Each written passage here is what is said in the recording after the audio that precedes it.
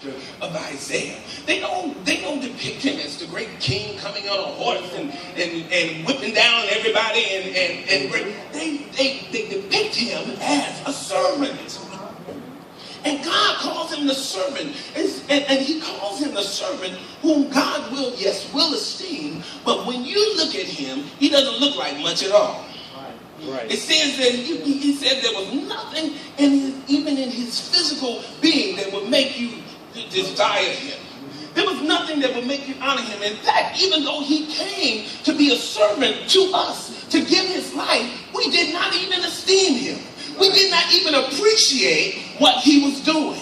Amen. No, but we counted him as stricken and smitten of God, and we counted him as nothing. And yet Jesus was a servant, and as our word says, he came to ransom his life for us. Yeah. And then our Bible, well, we can go on, but our Bible will tell us that Jesus came to be the example to us. Yeah. So if Jesus then is a servant, then his example to us is for us to be a servant. A servant. And Jesus himself, out of his own mouth, he says, you want to be the greatest? You want to impress God?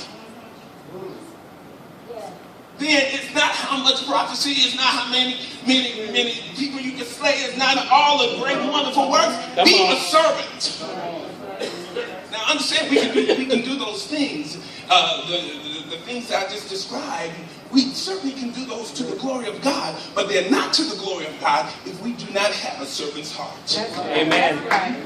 We can do a lot of things. We can preach, we can sing, we can go to the hospitals, we can do all these things, but if we do not have a servant's heart, man, it doesn't count with God. Amen. It doesn't count with God.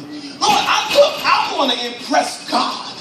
I want to be the best servant I can be. God, make me a great servant. Yes. Yes, Lord. As I said, Jesus came as our example. We're reading. If I go to 1 Peter, the second chapter,